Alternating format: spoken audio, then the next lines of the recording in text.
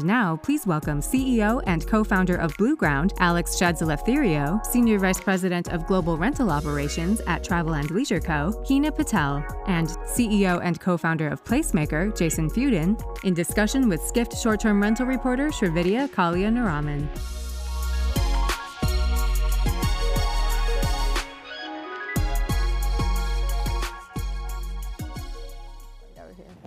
All right, thank you everyone for joining us. And we have an eclectic panel today. So Heena from Travel and Leisure, Alex from Blueground, and Jason from Placemakr. And I think it's really symbolic of the competitions that's heating up in extended stays, I would say.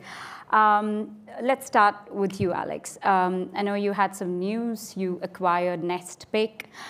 You've typically been, Blueground is in 30 plus stays, furnished rentals. Mm-hmm. So what was the reasoning behind, well, the partner network, but also specifically NestPick? Sure. So Blueground is a global network of move-in-ready homes for stays of a month or more. Right? That's we've been building this for the past 10 years. We now operate with what we call our core model, about 15,000 apartments in 30 cities. The core model means that we work with landlords to either lease or have revenue sharing agreements or management agreements with them. We set up the units and then we listen back to individuals or corporations. So that's been a great model for us. But we've seen a lot of demand coming up and we want to extend the options of supply. So that's where the NestPick acquisition comes in. We acquired NestPick with the intention of, NestPick is a platform for 30-day stays and has actually millions of listings from different operators around the world. And with the team that's been very experienced in that sector, will help us launch the partner network. So partner network is effectively adding other operators in the space, high quality, vetted operators. Including Placemakr. Exactly, including Jason and Placemakr is one of our first operators to be added in the network. And basically we'll list in addition to our core supply, Jason's and Placemakr supply, and we have lined up about 50,000 additional apartments to be listed over the next year. And that is, we think, a win-win-win. Win for our clients, so they can find more options. And they can also choose to more cities, more buildings. For us, obviously, we can offer that option to our clients. And then for Jason, they get access to the demand, right? We work with large companies, including the likes of Google, Apple, have individuals coming to us because they know we have a high quality supply for 30-day plus. And that's kind of helps us scale the sector, scale our business, but also scale demand for others. Is that an easier way to tap into also the short-term stay demand without actually having that as a product? Is that the idea? So even the partner network will be 30-day plus. Okay. So everything's going to be monthly. We're staying true to that. This is really about people moving into a new city, right? And either it's for work or for other reasons. So an average stay is actually about 4 months. We don't expect that to be very different for the partner network, as it's still going to be the same demand. Okay. I want to bring you into the conversation, Heena. So we were speaking earlier about the vacation rental aspect within timeshares, right? And you said the length of stay is usually a week or so. Yeah. But what are the trends that you're seeing in terms of the demand, in terms of customers wanting longer term stays, and how do you adapt to that? Yeah, I think most of our customer base is within that week to 14-day stay. They're less than 30s. They're ones that are adding trips together with normal work trips, right? Trying to stay a little bit longer than they would for a normal work trip. But typically, it's anywhere between 5 days and 14 days. So what is it like to adapt to the extended stays? Yeah, I think our business model is a lot different. There's a lot of different regulations when it comes to full month stay models versus less than a month stay model. We typically play in licensing around the hotel space and being a nightly provider as well as a weekly provider. I think adapting to that is really about making sure that the customer knows the flexibility of being able to stay in all the destinations you want to stay when you're traveling for a hotel, but getting the space and the amenities of being in a vacation rental for a shorter period of time than a month or 2 months. So behind the scenes, is there a lot of like loopholes around licensing, how you go about that? No, I don't think so. I think, when you think about any product that you register, and I know the regulators were on earlier today, I was listening intently. But I think it's making sure that you know what the guidelines are in every state, in every city, in every jurisdiction. And, sometimes it takes more work to be licensed as a hotel type product or a lodge type product. But we do the work, right? And we make sure that happens so that the cities and the communities that we're in, they respond to us in a pleasant way versus us being something that would be not a great partner in their community. Yeah, and condo hotels is kind of, where Placemakr is really good at. And I know that you appreciate the flexibility between short and longer term stays. So talk to us a little bit about that. Yeah, we do everything everyone does. I mean, we have a different belief system, which is you should be able to vary the length of stay and the level of furnishing to push cash flow. So prior to COVID, our average length of stay was 3 to 4 months, and we had an occupancy between 85 and 90%. Spring of 21 in Miami, when there wasn't any COVID, our average length of stay was like 2 nights dead on, and that's the business that was there. So we believe in optimizing free cash flow for the real estate, and that means that we have to have a consumer product that serves 30-day plus stays. That's maybe 25% of our business today. Transient stays, the weekend business, the B2B, midweek business. So we look to tackle all of it. The reason we exist is financially engineering better real estate. And so we're all about how do you make real estate more valuable, and then being able to deliver a set of consumer products. So we have to deliver more than one consumer product, but that allows the real estate to increase its cash flow by 50, 100, 300%. And it's worth clarifying, we have one condo hotel project, but everything else we have, just over 2,000 units, are conventional multifamily buildings or hotels of apartments that we then run. Okay, and I don't know, but I imagine there might be some kind of flip side to being flexible in terms of, say, branding or how you stand out to the end customer. Is that something you worry about or think about in terms of strategies? I don't really worry about it. Okay. I mean, our rate penetration is north of 100 in all the markets, so we're beating the hotels. And our OpEx margin is dramatically lower than the hotels, and our quality is higher than individual operators, and we make a lot of money for our owners. So no, it hasn't been an issue, and I don't think it will be. Okay, and in terms of like getting around the regulation aspect. Yeah, so we don't believe in getting around the regulation. Or working with. So we are by the book people. So our team came from institutional real estate, we ran a couple $2 billion of development. We're very by the book. But that means we read the book and we see kind of where there's areas, whether it's around building code and falling into different categories or zoning. Generally, so we run temporary hotels, temporary apartment hotels out of the vacancy during a lease up called a Y hotel. It's a pop-up hotel. On that, we'll pull STR permits or hotel permits, whatever makes sense. Okay. On all of our permanent stuff, we pull hotel permits. So we fall under the same regulatory regime as traditional hotels. And that's really important if you want to own those buildings long term, because the local jurisdiction can change the rules if you have two bifurcated regulatory regimes. And for extended stays that are 30 plus days, you don't have those, you don't work with the same kind of stipulations, do you, Alex? In terms of regulation? Yeah, Alex can do anything. So the thing is, that's typically the cutoff, right? After 30 days, it moves more residential real estate, and it's really about people that are kind of moving into the city. It's not about leisure stays. Yeah. So we work, our vision is to build that global network, right? Yeah. And continue building on that. And we follow different strategies, but it's always about 30-day plus. So for people moving to the city, and this is the vast majority of cities, like where that's the cutoff point. Yeah, and the conversation. I mean, I know that you're all three companies are pursuing partnerships of some kind. Either it's with Nespig, and I know with your recent round of funding, you mentioned that you wanted to get into partnerships. Yeah, I mean, so. Of our couple thousand units, about 2/3 of it are other people's buildings. Yeah. We run one here in New York down in Fudin. Yeah. The other third we buy. So we're like, oh, there's an embedded value here. We bought over $300 million in real estate in the last 24 months. Okay. And then we just put it on the platform, and then we make money on the real estate, and then we make money on the OpCo. And so we're hands on a lot of pies. But But yeah, we believe the value can be created both in an operating company, much like what Alex was doing, and in a property investment vehicle. So how important is that aspect to actually being spread out? I don't want to say spread out thin, but to make sure that your hands are in many pies.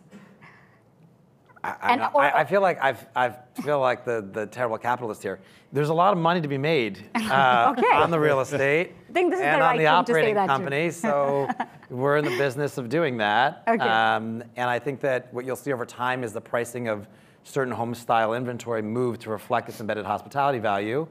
That hasn't happened in a lot of major cities today, so we see that as an opportunity. You know, we buy with private equity, hedge funds, large family offices. And as pricing moves, if there's not an opportunity there, we won't spend time on it. Okay.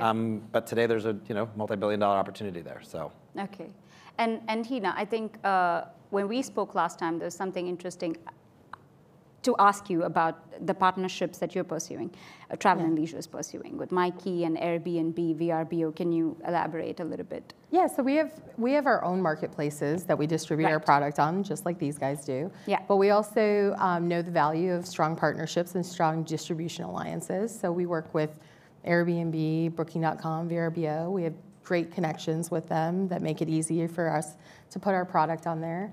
But we also work with brands like Wyndham Hotel Group and Allegiant Airlines and a bunch of other brands. And it's really just about how do we give more people access to our products so that they can better understand the ecosystem that Travel and Leisure lives in.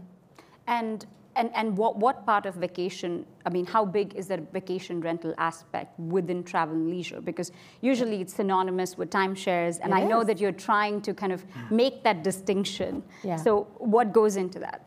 So, you know, our primary businesses are the timeshare business and the exchange business, right? Yeah. So we have, we have timeshares like Club Wyndham and WorldMark and Margaritaville, and we also have the RCI exchange business. The benefit of having a vacation rental product that lives between these two is when owners aren't traveling, when owners want to list their products for rent, or when we don't have an exchanger using their inventory, or we have a closed user group that wants to use different inventory. That gives us the flexibility of being able to use that inventory and monetize it.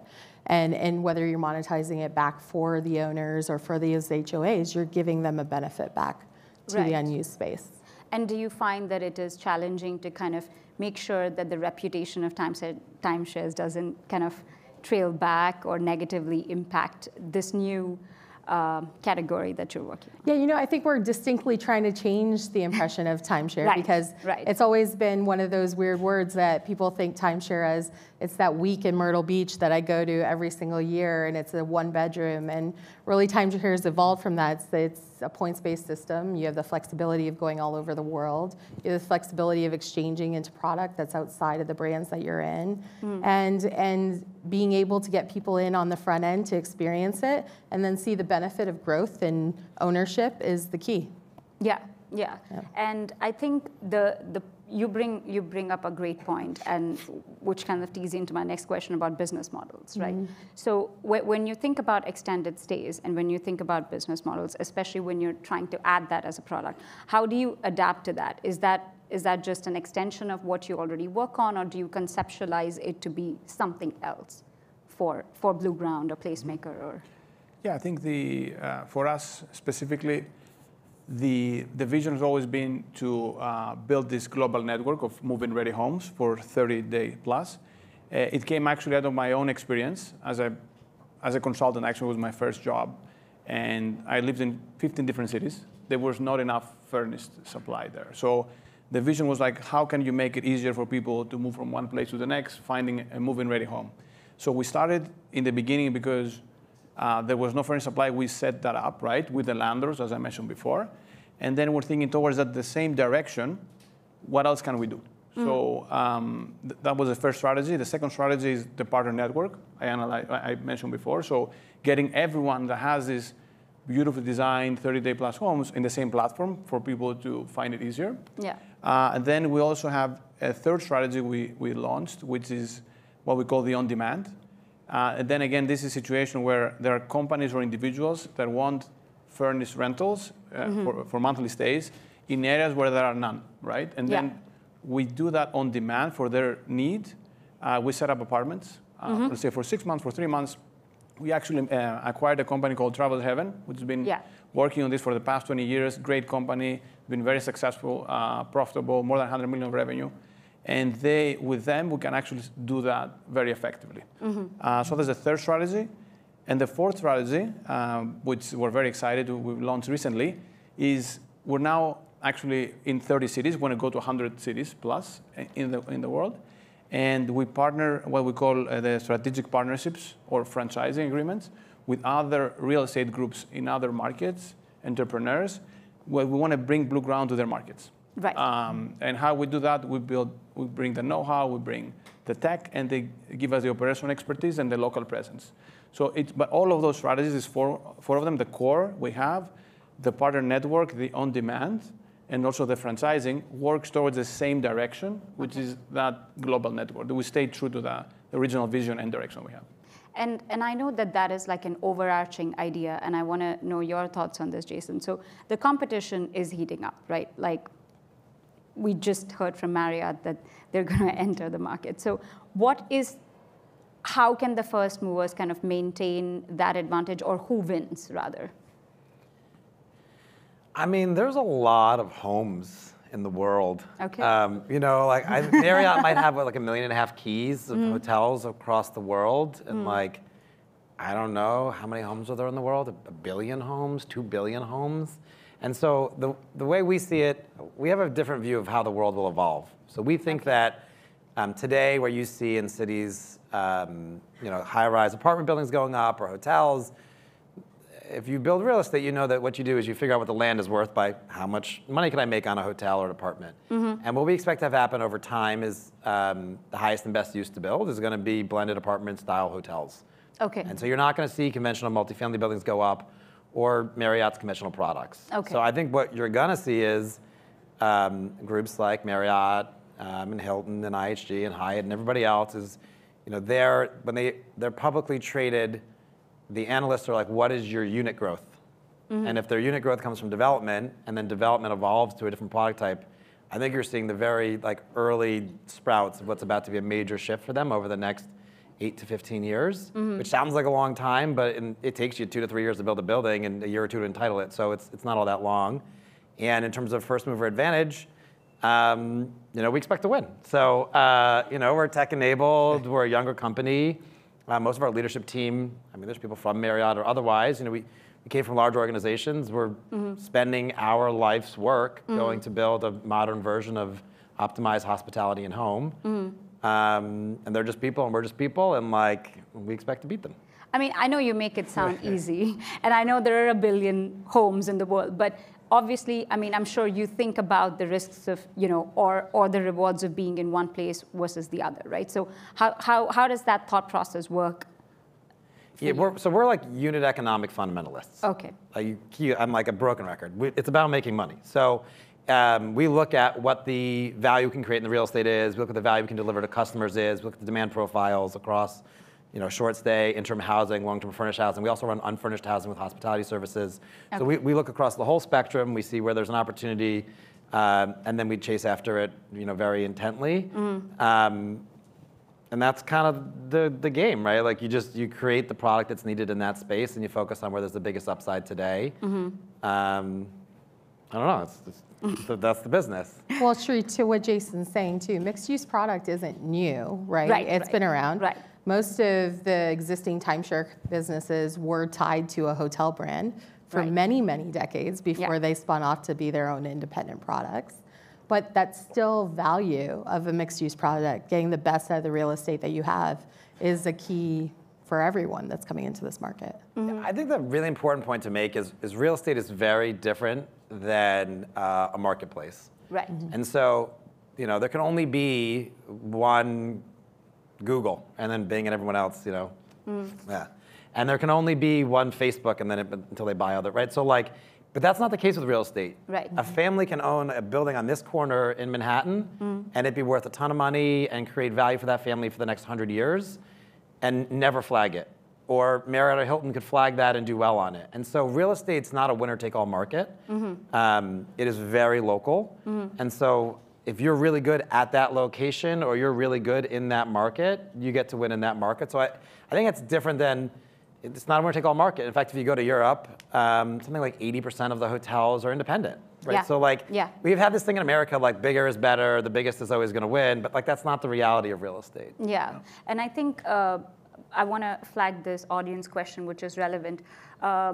What is your take? I don't know whose take, but I guess anyone can take this question. On two large brands entering the mid-scale relocation space, how do you compete and what are your advantages over branded distribution? Yeah, I mean, I can just on the point of competition and market size, I think. So again, going to everyone has a bit of a different space. So we're on the I'm going to say it again, just to not confuse with monthly furnished rentals, right? So if you look at the residential supply, right now about 3% of the residential real estate supply is furnished. Okay. So we think that will go up to 15%, and not just us, like real estate companies. You mean that globally? Globally. Okay. Globally. So it will be different from center, like urban centers, suburbs, etc. But like even the biggest real estate players that we work with, the REITs of the world, they expect that to be much larger. So REITs at 15%, and it's a little bit of a chicken and egg problem because if you don't have the supply, then you cannot rent furnished. Let's say you go out of college, you want to rent a furnished apartment because you want to be at New York City for maybe a year, 6 months, but there's none. So you have to you're going to go buy your own furniture. So then you move into kind of a more of I own my furniture, I move to the next. I didn't want to own my furniture, but I have to because there's no supply. So I think that we've seen the supply growing, and then from the 3% going to the 15% is a really significant growth is going to happen over the next few years. In our case, about 50% of our revenue is really stays over 6 months or more. Okay. Which is really we're not competing. We're actually taking the unfurnished apartments and upgrading them. Okay. Right? So it's just a different option. And people opt for that option that didn't exist before. So it's not really about competition. It's about, in many cases, just improving the products out there. And it's better for the real estate players because they're able to offer an upgraded product. Obviously, for the clients that are able, they can move in and out much faster. So yeah, it's kind of an upgrading of the market as well. So that's how we see the evolution going forward. I think everyone thinks the grass is greener on the other side. I think that's what you're seeing. So the multifamily folks are like, we want to be like hospitality. Yeah. And now the hospitality folks are like, we'd love to have pretty stable income streams. And I just think that's just kind of the cyclical nature of. Obviously, extended stay products have existed forever. All the new stuff is going to target the same traveling nurses, folks on construction jobs, like all this stuff that's always existed. These aren't new jobs in the United States. Yeah. And it's not new forms of cash flow. So I think, it's just like, what's the flavor of the week? Everyone seems to always run in a pack. I think that the pack today decides, hey, it's kind of a lot of work to have these highly staffed hotels that are like high touch. Yeah. People are expensive. Inflation has made people more expensive. Yeah. The cost of people's probably and other expenses probably outpaced RevPAR growth. Right. And so it seems kind of nice to be able to go run stuff that kind of just pays for itself. But I think it's just the flavor of the week. I mean, Marriott has, 33 brands? Yeah. I mean, they're in every space. So. And I think this is to your point earlier that we were discussing backstage, which is nobody is contrarian, right? Like everybody is trying to follow the trend. Yeah. I mean, everyone's contrarian in their own mind, but we're all doing the exact same thing. Okay. Yeah. So there's money to be made there. There's money to be made in extended stay type product. What's really funny is in the cities, you're seeing people look at converting hotels to apartments. And then in the exurbs and tertiary markets, you're looking at the other way around because in hospitality, there's a lot of opportunity. So and then it'll flip again, and then it'll flip again. To me, I think actually the biggest thing that we don't talk about here or haven't talked about here is work. It's overlooked. When you're not so weirdly, the multifamily folks, they don't even know that there's a thing called NYU. The hotel folks, they don't even know what NMHC is, which is the biggest conference of the year. The office folks, they're kind of screwed right now, and they don't know about any other stuff. And so no one really follows what's going on, but it turns out as people, we spend our life moving through all these spaces. Right. And I think what you're going to see, which is the biggest in all of this, is the way that work changes. So if you think about it, where you work, how much you get paid for work and how you get to work, informs all of this. Okay. And no one ever talks about it. So I think what you're going to see happen is the extended stay mid-product in these markets, if that's where the jobs are, then it's going to do really well. If all the 20-year-olds move to Mexico City because they have remote jobs, like that's going to have some serious pressure on some of the multifamily stuff. Right. But it would probably help the hotels because they got to come back for their trainings. And so where people work is probably one of the biggest factors in all of this. And we're all kind of like, heads down in our own space. And I think that is pretty interesting when it comes to travel and leisure, because when you think about what you associate with that is vacation, right? So how is that blended travel kind of working out logistically at travel and leisure? I think it's unique, right? So pre-COVID, we would be a purely leisure product. Yeah. And I think COVID taught us that you didn't just have to vacation when you wanted to vacation. You could vacation all the times, and work could come with you, and your family could come with you. And our product became a little bit more attractive in that space because you get the benefits of being at a resort with the great pools and all these other things, but you also get the benefit of having a home away from home, a full house, right? And we're in communities and markets that people are working in. And so the idea of being able to take your stay from 4 days to 7 days by adding on a couple days for your family, it's what happened across the entire platform, right? Yeah. That people wanted to mix work and play a little bit more. Yeah. And so far we've talked mostly about supply and product. I want to kind of bring some attention to the consumer. The consumer is changing, blended travel, it's a leisure traveler and all that. But ideally, when you visualize like who do you want to pursue more, or who do you want they pursue you more, how does that work? Who's that ideal audience in your head, and what is the cost of acquiring that customer? Yeah, so I can go. I mean, for us, the fundamental guest is we have two segments: the businesses and the individuals. Right. So the businesses they're looking for quality. They're looking or have specific specs when they work with a company like Blueground or others. So there, it's really we have an approach of directly selling to them and servicing them. So they have different needs. For example, we work with Google, Apple directly. They have a different type of requirements than what an individual or someone that's kind of working remotely. So there it's a whole different system because you have to have staff teams, you have to be able to service them 24/7. So there's a lot of things that you have to do there. So that's definitely a big segment for us. We'll continue to pursue. On the individual side, I would say currently we have people that are relocating, moving into a new city. We have people working remotely. Sure. That grew 5 times post the pandemic, from 5 to 25% of our clients, and they have different needs. They ask for like more office space in the unit, so these things are changing. For us, let's say the holy grail, if you want, is getting more people to live at Blueground. Okay. So having people that you want to be the landlord.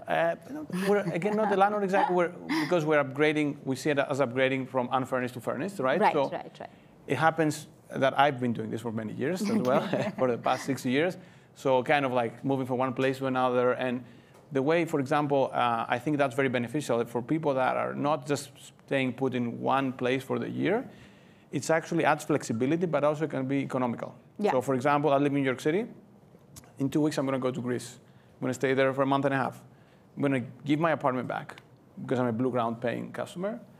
I'm not going to be paying for that duration. I'm going to be over there. So at that point, I don't have to pay both for the rent that I have in New York, but also pay for another apartment over there. So it's actually, I see. So I save money, but I'm also more flexible. So you're swapping within the Blueground network. We're swapping, yeah, but it's exactly. But if you had a normal rental apartment, then you have to pay your apartment where you're staying in New York City, and you have to pay an apartment in Athens where I'm going for a month and a half. So that is kind of like for us, you said what are the clients we're going after? So that is one of the segments that we see growing, and we think there will be more people between the ages between 25, 35 that are able to kind of have that lifestyle, whether it's moving to another location, whether it's visiting parents for a month, and that's kind of something that we're really pursuing, and we think it's going to grow in the future. So what is the cost of kind of acquiring that ideal customer? What is the cost?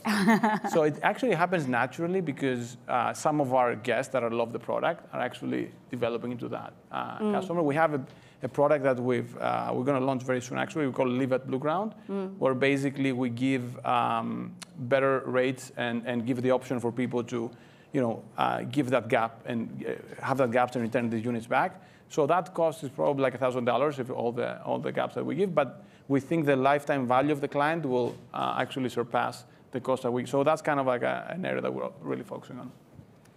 Yeah, so we have 4 customers. I'll start on the unfurnished end. So we have unfurnished folks, 12-month leases with hospitality services. Those are renters by choice, and so we can compete against regular apartments. Yeah. But if you live in one of our buildings, you can opt into linen service, cleaning service, someone to wash your dog, whatever. Okay. And so for a lot of folks that are busy with their life, they get to have a more productive life because they're not having to go do all of those mundane administrative things. Then you move into the furnished. We have our, call it 3 to 12-month stays, much like Alex. That is a turnkey home. Oftentimes, someone's business is paying for that. And we're competing against other turnkey homes, and that's pretty straightforward. One of the biggest differentiators is we have a 24/7 on-site staff. Okay. And so when you live there, it's convenient to have the hospitality infrastructure while living there. Right. Next up is interim housing, so like a relo business, doctors on residency, that whole space. That's the worst served set of customers today, because it's kind of shitty to live in an extended stay hotel for 6 weeks, but it is way too short to go rent an apartment. So in that group, we compete against vacation rental product, some corporate housing, but the same thing, you have a 24/7 on-site staff. It just makes the experience better when things don't go as planned. Right. And then lastly is transient, and we go head-to-head with the hotels and vacation rentals. And I think in that space, the way you win is you make it a better experience. In our case, there's 2 big levers for better experience. One is the physical space. You have 3 times the space. You have a kitchen, you have a washer dryer. If you go for a run, you don't just hang your nasty clothes in your hotel for the next day, wash them, or you can have leftover food. It's more like a lifestyle thing. And then the second is to do it in a tech-enabled way. Something like 80% of our arrivals are contactless. Obviously, the large hotels are trying to get to that, but we're new, so we can do that out of the gate. Yeah. All communications happen via text, email, phone calls, through a single CRM. But we have the on-site folks for kind of the edge cases. And so I can't even imagine today having to call a cab company and then wait 45 minutes to 60 minutes, depending on when the person showed up, to maybe get a hold of me. That's how old school hotel feels when you show up and you wait in line to go check in, or something doesn't go your way and you have to call someone, even though you would clearly be able to text if that was a thing. And so we think that between the better space and the better customer experience, that's where we differentiate.